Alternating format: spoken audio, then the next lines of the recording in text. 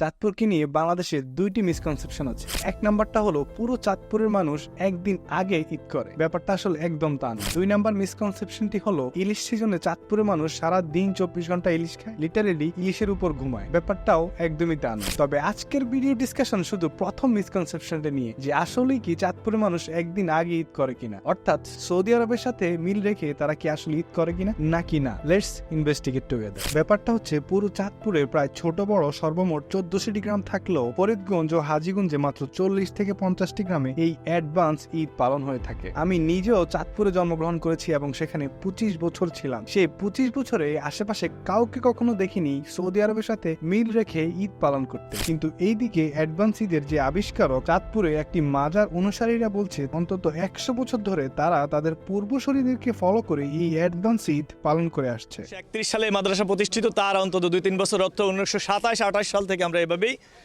ঈদ উদযাপন করে আসছি।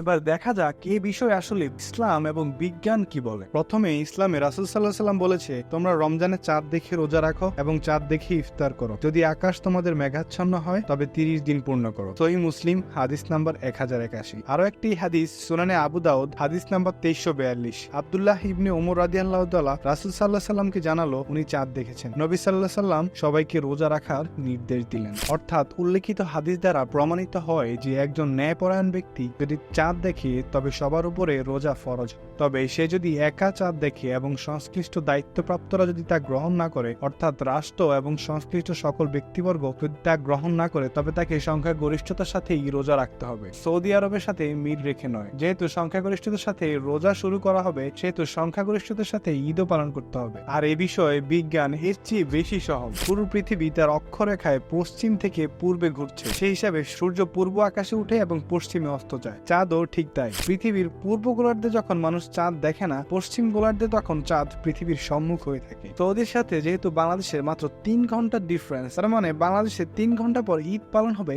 ব্যাপারটা আসলে তা নয়। সেজন্য আমাদের বুঝতে হবে সূর্যবর্ষ এবং চন্দ্রবর্ষ। সূর্যবর্ষে পৃথিবী সূর্যের পাশে ঘুরতে সময় নেয় 365 দিন, কিন্তু নিজের কক্ষপথে ঘুরতে সময় নেয় 24 ঘন্টা বা একদিন। এটাই হচ্ছে সূর্যবর্ষ। চাঁদ যেহেতু পৃথিবীর উপগ্রহ, পৃথিবীর চারপাশে চাঁদের ঘুরতে সময় নেয় 27.3 দিন, কিন্তু নতুন চাঁদ দেখা যায় 29.5 দিন পর। কারণ চাঁদ দেখার জন্য চাঁদ ও সূর্যের 10.5 ডিগ্রি কোণ তৈরি হতে হয়। সেই হিসাবে চন্দ্রমাস হয় 29 বা 30 দিনের হিসাবে। অথচ চাঁদপুরে বড় হুজুর পীর কেবলা সাদরাবি রাদিয়াল্লাহু তাআলা মাজারের সো কল্ড অনুসারীরা গত বছর বাংলাদেশে অফিসিয়ালি ঈদের আগে টানা 2 দিন 2 পক্ষ ঈদ পালন করেছে। এক পক্ষ করেছে আফ্রিকা এবং মালিকে চাঁদ দেখাকে কেন্দ্র করে, দ্বিতীয় পক্ষটি করেছে সৌদি আরবের সাথে মিল রেখে। অর্থাৎ ওনারা 2 পক্ষই রোজা না রেখে 2 দিন অ্যাডভান্স ঈদ পালন করে। আর আমরা সংখ্যাগরিষ্ঠরা সম্পূর্ণ রোজা শেষ করেই ঈদ উদযাপন করেছিলাম। সো কল চাঁদপুরের সেই মাজার অনুসারীরা যে ভুলটা তারা প্রথমে করেছে, সেটা হচ্ছে তাদের জানা উচিত একটা সময় মুসলিম উম্মাহ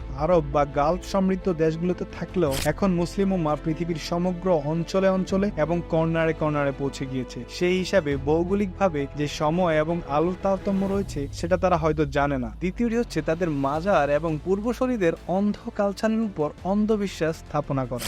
সেই হিসাবে সৌদির সেহারির সময় মাজারিরা যদি মিল রেখে সেহারি খায়, তবে তাদের সেহারি খেতে হবে বাংলাদেশ সময় 7টা কিংবা 8টায়। সুন্দর ব্রেকফাস্ট টাইম, রাইট? এবং সৌদিতে যদি জুমার নামাজ হয়, সেটা নর্থ আমেরিকায় রাত 3:30। Weird, right? হ্যাঁ, সেই হিসাবে সৌদি আরবের সাথে আমরা 3 ঘন্টা এগিয়ে থাকলেও সেটা সৌরবর্ষের হিসাবে, তবে চাঁদের হিসাবে অর্থাৎ চন্দ্রবর্ষের হিসাবে সেটা 21 ঘন্টার পার্থক্য। অর্থাৎ বাংলাদেশের 21 ঘন্টা আগে সৌদি আরবের আকাশে চাঁদ দেখা যায়। বস্তুত বিজ্ঞান সকল বিষয়ে পুঙ্খানুপুঙ্খ হিসাব দিতে সক্ষম। কিছুদিন আগে পৃথিবীতে যে সূর্যগ্রহণটি হয়েছিল 1979 একই রকমের সূর্যগ্রহণটি হয়েছিল। সেই সময় থাকাকালীন সকল বিজ্ঞানীদের প্রেডিকশন অনুযায়ী স্থান সময় কাল অনুযায়ী 2024 সালের সেই সূর্যগ্রহণটি হয়। তাছাড়া পৃথিবীর সবচেয়ে বড় বিল্ডিং দুবাইয়ের বুর্জ খলিফায় অবস্থানকারীরা পর্যন্ত একই ভবনে 3টা ভিন্ন সময় সেহারি এবং ইফতার শেষ করে, কারণ এত উচ্চতায় সূর্য এবং চন্দ্র যে আলোর পরিবর্তন রয়েছে সেই জন্য।